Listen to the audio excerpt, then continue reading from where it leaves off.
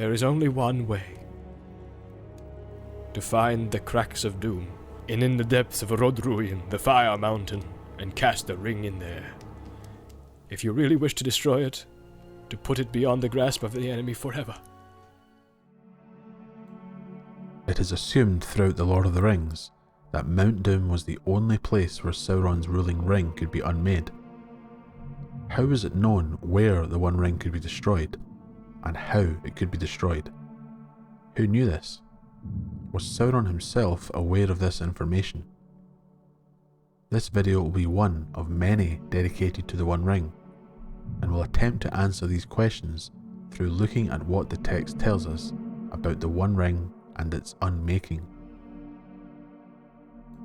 Tolkien does not outright state how it is known that the fires of Mount Doom will destroy the ring, or why certain figures are positive that this is true.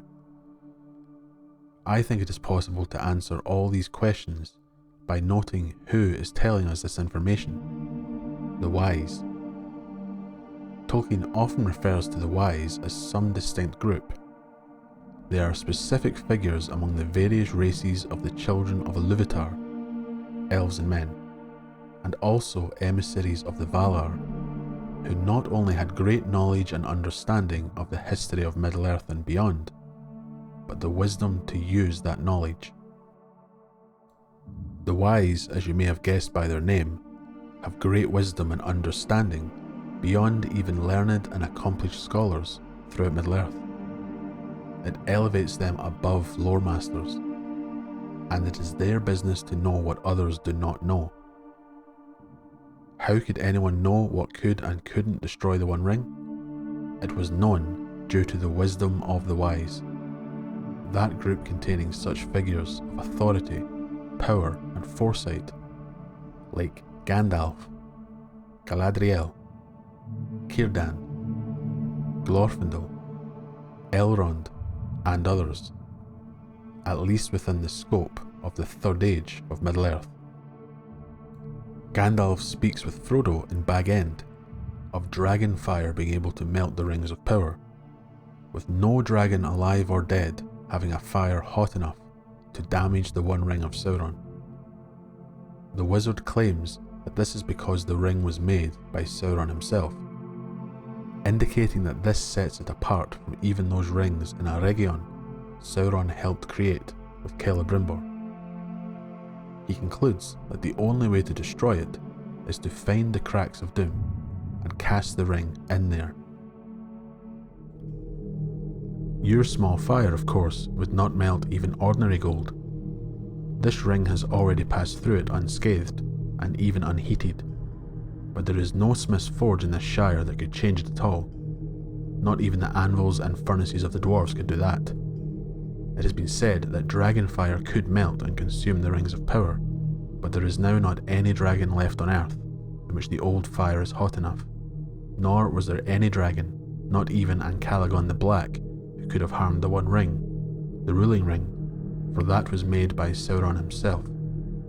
There is only one way: to find the cracks of doom in the depths of Erodruin, the Fire Mountain, and cast the ring in there, if you really wish to destroy it, to put it beyond the grasp of the enemy forever. It is easy to read his words and assume that Gandalf meant that all you needed was a fire that was hot enough to melt the Master Ring, meaning that the only place with a fire hot enough is the fire contained within Mount Doom itself. The forges of the dwarves, considered the greatest in Middle-earth, were still not enough to damage this ring. Even if the mightiest of all dragons, Ancalagon the Black, attempted to destroy it, the One Ring would remain unscathed. Tolkien's words in letter 131 tell us that it is perhaps less about the physics and more about the figure who crafted the ring. The ring was unbreakable by any smithcraft less than his own. It was indissoluble in any fire, save the undying subterranean fire where it was made, and that was unapproachable in Mordor. Gandalf does reference the One Ring being a product of Sauron, and Tolkien confirms that no smithcraft less than Sauron's would unmake this ring. It takes something equal to or greater than Sauron's crafting to undo a product of his craft. It is no coincidence that Sauron chose to dwell in Mordor and make use of the fire mountain within it in his sorceries and forging. There was a fiery mountain in that land that the elves named Orodruin. Indeed, for that reason Sauron had set there his dwelling long before, for he used the fire that welled there from the heart of the earth, in his sorceries and in his forging. Mount Doom itself was a remnant of Sauron's master Morgoth, the first Dark Lord to trouble the world.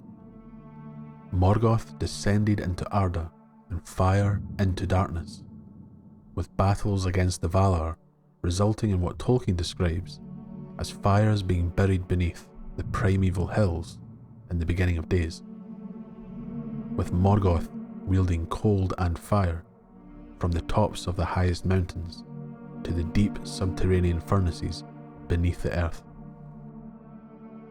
The fire mountain contained what Tolkien describes as an undying subterranean fire.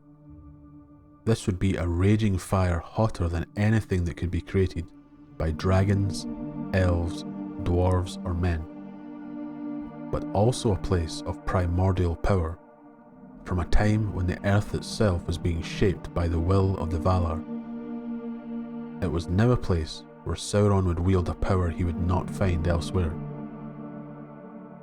Through some magical and mythical act of will we can't fully grasp ourselves, Sauron placed a great part of his native spirit within a physical object through a forge fueled by the deepest, hottest, and most anciently powerful fires of the world. This is where the wisdom of the wise comes into play. If Sauron forged the One Ring using this mountain of fire, then it is the only place that could unmake it. No forge or flame is any kind of match for what Sauron used to create this ring. If it holds the power to allow Sauron to make this ring, then it holds a significance as a place that can undo this process, magically and mechanically. Could the wise have worked this out on their own? Possibly. It was known for a long time that Mount Doom was the place to destroy it. Sauron himself believes, even after returning in the Third Age, that the elves had destroyed the ring, following their victory in Mordor in the last alliance of elves and men. And this is the dreadful chance, Frodo. He believed that the One had perished, that the elves had destroyed it, as should have been done. But he knows now that it has not perished, that it has been found. So he is seeking it, and all his thought is bent on it. It is his great hope, and our great fear. This tells me that it was no great mystery in Middle-earth about how to destroy this ring. Finding the method wasn't the hard part. As said, Sauron believed after he was vanquished at the end of the Second Age that the elves unmade his ring, not understanding himself that if they had, then he would never have been able to take shape again, and would have felt its destruction. He later understood, of course, that the ring still existed. All of this knowledge could have come from those wise figures who understand what we call magic in our ignorance, much in the same way anyone can understand what comes naturally to them. Examples being Galadriel and her mirror, the elvish cloaks of Lothlorien, the dwarves with their doors of Durin, the black breath of the Nazgul, the hypnotic power of dragons, men of Westernesse and their swords wrapped in spells. All of these being magic to us, but natural to them. The knowledge could have come from the lakes of Celebrimbor, who was at a time second only to Sauron in his knowledge of ring lore. Before his death, he could have counselled Elrond, Gil-galad, Galadriel or Círdan. Any one of these figures would have openly shared this information with the wise. Or the information could have been deduced through knowledge of the history of Arda and the creation of artifacts that could not be recreated, existing as objects that are not destroyed through ordinary means, the Silmarils being an example. Understanding what could and couldn't destroy the Great Rings of Power, including the One Ring, is what distinguishes the wise from others. Their purpose is to know and understand such concepts. The power within Mordor and Mount Doom was not only known to Sauron. Unmaking something in a place where it was made is reasonable for the wise to understand. After all, the Master Ring was strong, but not invulnerable.